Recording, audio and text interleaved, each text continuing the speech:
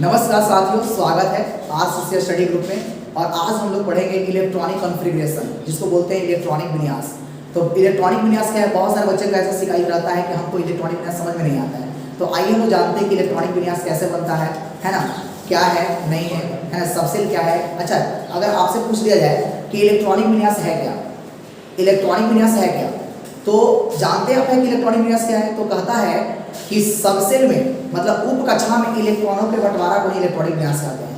Subshell में, है ना, इलेक्ट्रॉन के बंटवारा को क्या कहते हैं?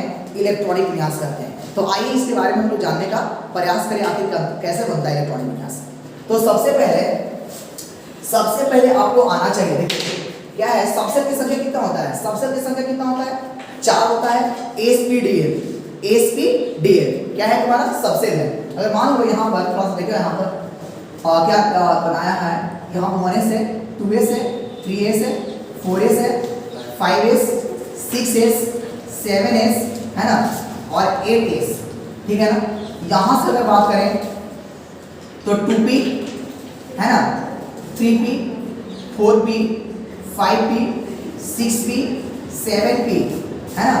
चाहो तो आप 8p भी रख सकते हो, है ना।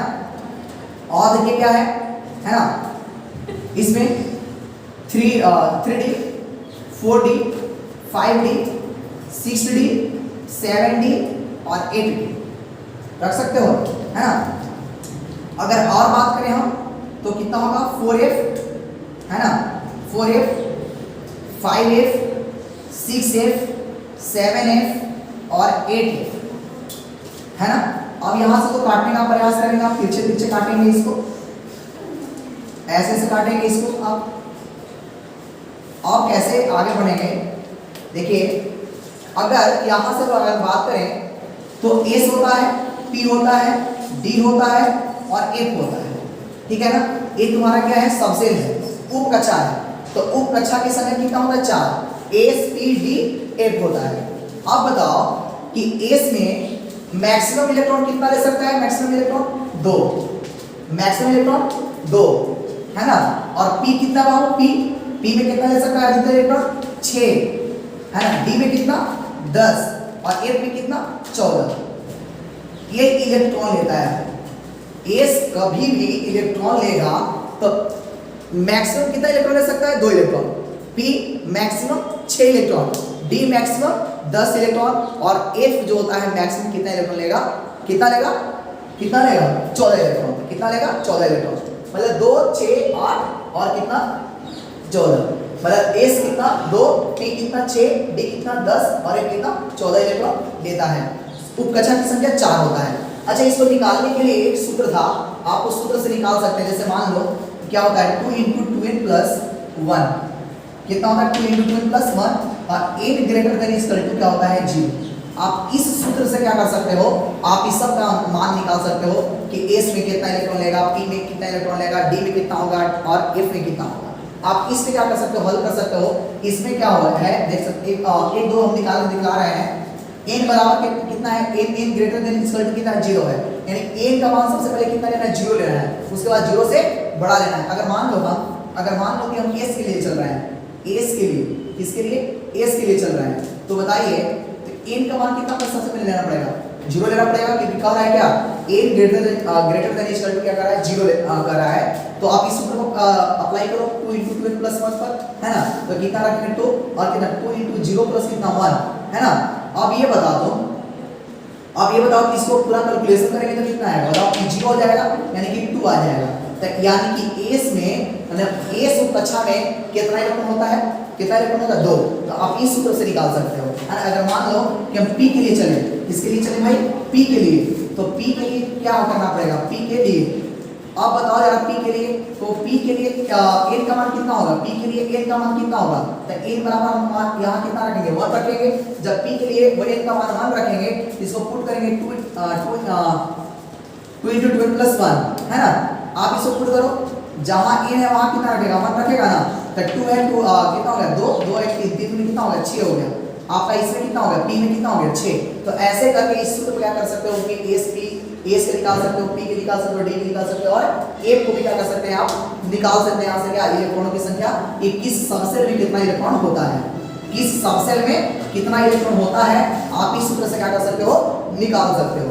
अगर मान लो इसको अगर हम बात करें कि चलना कैसे है भाई, इसमें कैसे चलते हैं हम, है ना, तो चलने के लिए यहाँ पर है क्या 1s, सबसे पहले कहाँ चलेंगे 1s पर, उसके बाद कैसे होगा 2s चलेंगे, है ना, उसके बाद 2p पे होगा शुरुआत, है ना, उसके बाद में क्या आएगा 3s आएगा, है ना, उसके बाद में 3p आएगा, है ना, उसके बाद में 4s आएगा, उसके बाद में क्या आएगा भाई 3d आएगा, क्या आएगा 3d आएगा, उसके बाद में 4p आएगा, बात समझ रहे हो, उसके बाद में क्या आएगा 5s आएगा, कितना आएगा 5s आएगा,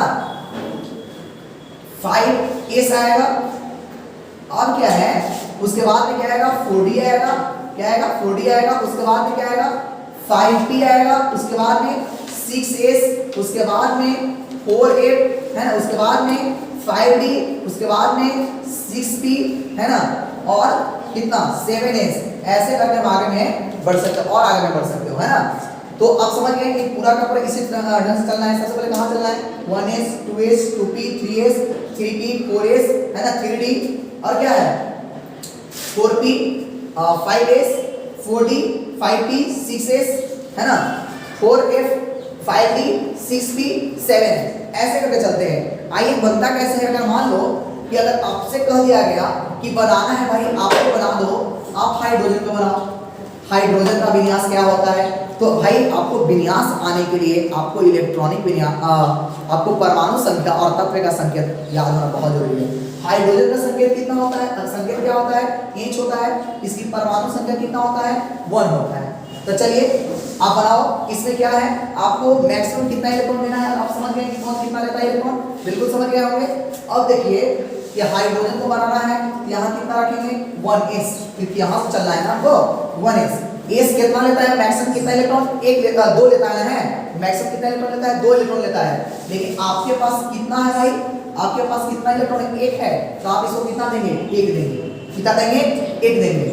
अगर आप बताओ जैसे कह दिया गया कि हीलियम के बताओ भाई, तो हीलियम के परमाणु संख्या कितना 2, तो फिर चलेंगे इसको कि जब तक भरेगा नहीं तब तक आगे नहीं बढ़ना है, जब तक यह भरेगा नहीं तब तक यह आगे हमको नहीं बढ़ना है, चलना है। अब बताओ हाइड्रोजन हो गया हीलियम, तो हीलियम का परमाणु संख्या क्या होगा 2, और कहां से चलना है 1s से, तो 1s में कितना देंगे हम 2, क्योंकि इसके लेने की क्षमता कितना है 2 है, ठीक है ना। अगर मान लो कि लिथियम की अगर बात करें, किसकी बात करें लिथियम, और देखो एक और चीजें हैं कि अगर एकदम नहीं समझ में आया तो कोई बात नहीं, देखिए आप ऐसे एग्जांपल लेके समझो, जैसे मान लो कि गांव में से बारात उरात आता है, बिल्कुल आता है भाई, है ना, बारात उरात आता है, तो बारात में जब आता है तो क्या किया जाता है कि जब उसको खाना देना रहता है, खाना परोसना रहता है, तो जिसके यहाँ पर बनता है भाई, जिसके यहाँ अगर बारात उरात आता है तो क्या कहता है कि भाई हमको शिकायत नहीं होना चाहिए, सबको खिलाओ, अच्छा से खिलाओ, एको को भूखे यहाँ से नहीं जाने देना है। तो ठीक उसी प्रकार से अपने दिमाग में सेट कर लीजिए कि क्या है तुम्हारा लिथियम के घर बारात आया है ना, लिथियम के घर क्या आया है बारात, ये सब बारात है 1s 2s 2p 3s, है ना, लिथियम के घर बारात आया है ना, और लिथियम के घर जब बारात आया है तो उसमें 3 गो पूड़ी बना है, कै गो पूड़ी बना है बाबू 3 गो पूड़ी बना है ना।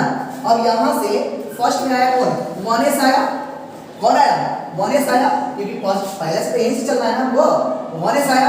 अब 1s से पूछा है कि आप कितना खाते हैं, तो कितना खाते हैं भाई 1s, बस s कितना लेता है 2 ना, मैक्सिमम कितना लेता है 2 लेता है, आप इसको कितना कर दो 2 दे दो, आप इसको कितना दे दो 2 दे दो। आप पूरी कितना बनाए थे, आप 3 बनाए थे, आप कितना उसको दे दिए 2 दे दिए।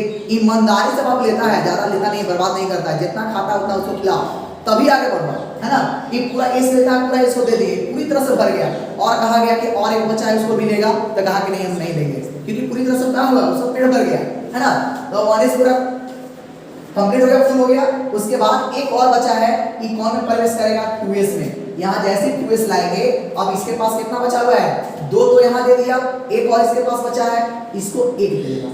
बाबू ये सवाल खड़ा करेगा हम 2 खाते 1 काहे दिया, s कितना खाता है 2 ना खाता है, लेकिन हम दिए कितना 1 दिए। हम कह सकते हैं कि अभी बन रहा है, मेरे पास अभी नहीं है, बनेगा तो क्या करेंगे देंगे। बात को समझ रहे हो, मतलब यहाँ पर क्या है कि इलेक्ट्रॉन खत्म हो गया, जितना इलेक्ट्रॉन लास्ट में बच गया उसको हम दे दिए, है ना। जैसे मान लो कि अगर बेरिलियम है, चार्ज होता है तो वही नियम अप्लाई करेंगे कि 1s है ना, 1s भाई कितना लेता है, बताओ 2 लेता है, तो 2 दे दिए। s कितना लेता है, 2 लेता है, 2 दे दिया इसको, क्लियर है ना।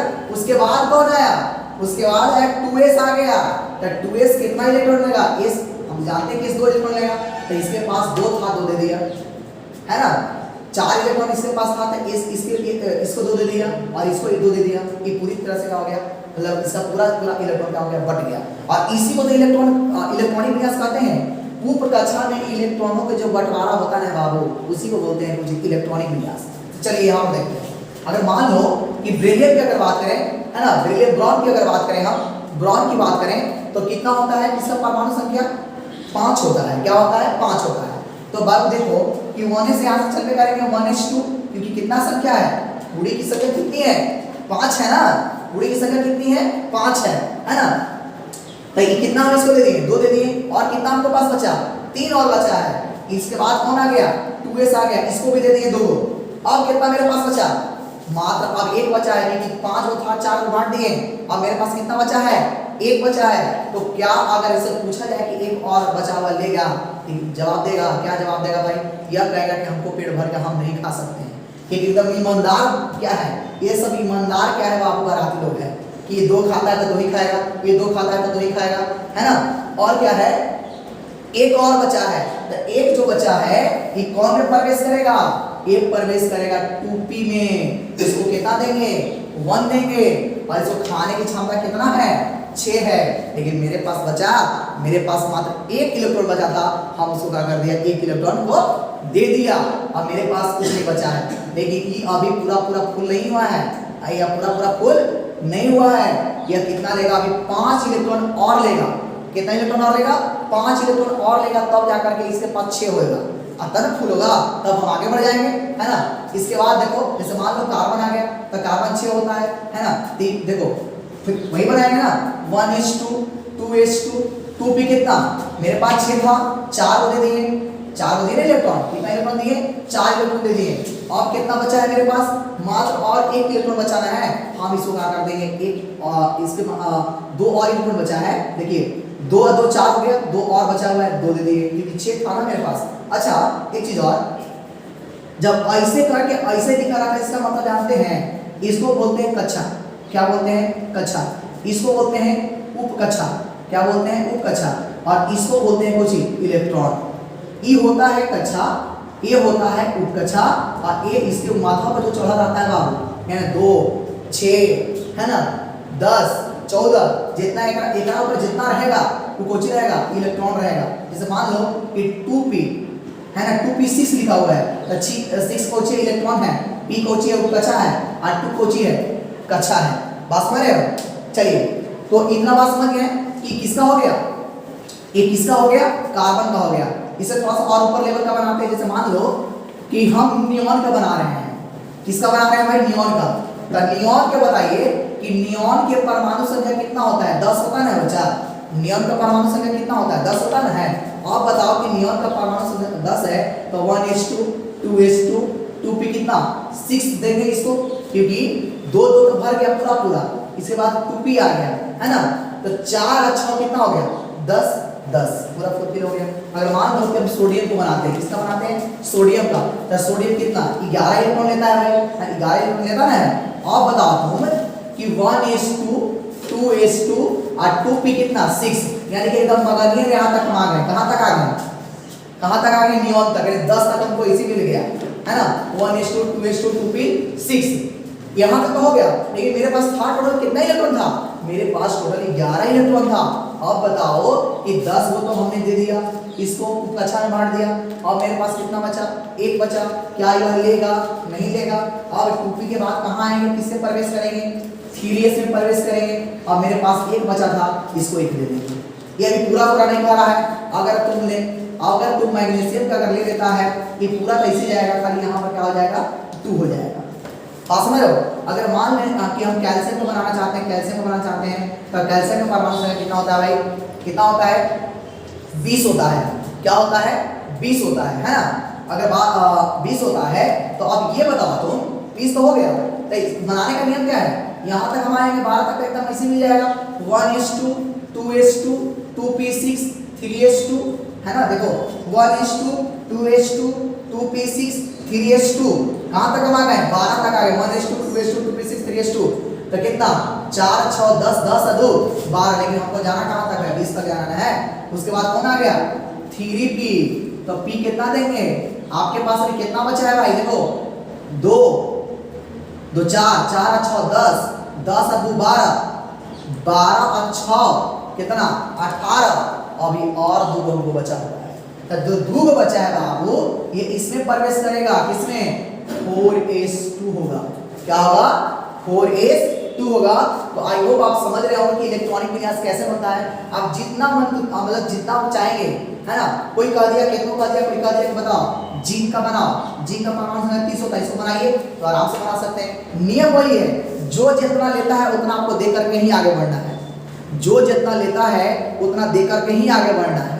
पास समझ रहे हो ना। इसे मान लो कि जिंक का बनाना है भाई क्या बनाना है जिंक का बनाना है तो एकदम चलेंगे उसी चलेंगे एकदम देखो कहां तक हम आ गए ये एकदम 20 तक एकदम ऐसे एकदम झलक रहा है एकदम लुक रहा है हमको कि एकदम 20 तक कैसे बनता है इसको उतारते हैं 1s2 2s2 2p6 3s2 3p6 4s कितना 2। अब बताओ कि यहां तक हम आए तो हमको कितना हुआ 10 को यहां और 10 को कितना यहां 20 तक ना हुआ भाई। अब क्या है कि जाना को किस तक का कौन आ जाएगा बाबू बताओ कौन आ जाएगा 3d आ गया। मान लो कितना आ गया 3d आ गया। तो जब 3d आ जाएगा तो मेरे पास 20 होते तो बांट दिए थे 30 को था तो 20 को बांट दिए और मेरे पास कितना बचा हुआ था अब मेरे पास मात्र और मात्र 10 इलेक्ट्रॉन बचा था जो d के बहुत बड़ा पेट है बाबू। देखो क्या खाता है कि क्या खाता है 10 इलेक्ट्रॉन खाता है ना। ये 10 पूरी खाता है आपको इसको 10 पूरी देना पड़ेगा तभी आगे बढ़ सकते हैं नहीं तो आप आगे नहीं बढ़ सकते हो। तो ये देखो इसका इलेक्ट्रॉनिक विन्यास कंप्लीट हो गया। किसका इलेक्ट्रॉनिक विन्यास जिंक का इलेक्ट्रॉनिक विन्यास कंप्लीट हो गया है ना। ऐसे हम लोग क्या करेंगे तो इलेक्ट्रॉनिक विन्यास आप बिल्कुल समझ गए होंगे कि इलेक्ट्रॉनिक विन्यास है क्या। तो इलेक्ट्रॉनों के बंटवारा को इलेक्ट्रॉनिक विन्यास कहते हैं। तो भाई किसमें बंटवारा तो भाई हमने क्या बताया कि उपकक्षा में बंटवारा करना है किसको इलेक्ट्रॉनों को बांटना है उपकक्षा में तब उसको जाके इलेक्ट्रॉनिक विन्यास कहेंगे। और अगर बात करें कि sp-df क्या है भाई उपकक्षा है उपकक्षा की संख्या 4 होता है जिसको क्या बोलते हैं s का मतलब सर्क है ना s का मतलब सर्क होता है p का मतलब प्रिंसिपल d का मतलब डिफ्यूज और f का मतलब फंडामेंटल होता है। सर्क प्रिंसिपल डिफ्यूज फंडामेंटल sp-df का मतलब होता है सर्क प्रिंसिपल डिफ्यूज फंडामेंटल होता है बोलते हैं इसको sp-df। अच्छा अगर कोई कहेगा कि उपकक्षा में इलेक्ट्रॉनों की संख्या के पता लगाने के लिए कुछ सूत्र को अपनाते हैं तो हम कहेंगे 2 × 2n + 1 को अपनाते हैं। किसको अपनाते हैं बाबू 2 × 2n + 1 को अपनाते हैं। और हमने लिखा था कि n > क्या था 0 था। n का मान पहले क्या करना है 0 के बराबर लेना है उसके बाद हमको क्या करना है 0 से बढ़ा लेना है। तो अब ऐसे करके क्या कर सकते हो पूरे इलेक्ट्रॉनिक विन्यास को बना सकते हो। हम और बहुत सारे वीडियो आपको बताएंगे क्या कहा जाता है आयन का इलेक्ट्रॉनिक विन्यास कैसे होता है या निष्क्रिय गैस के आधार पर हम इलेक्ट्रॉनिक विन्यास कैसे लिखते हैं या वैलेंस इलेक्ट्रॉन कैसे निकाला जाता है वैलेंसी कैसे निकाला जाता है ना कोर इलेक्ट्रॉन कैसे निकाला जाता है। एक बात थोड़ा सा इसको देख लो कि कैसे निकलता है ना।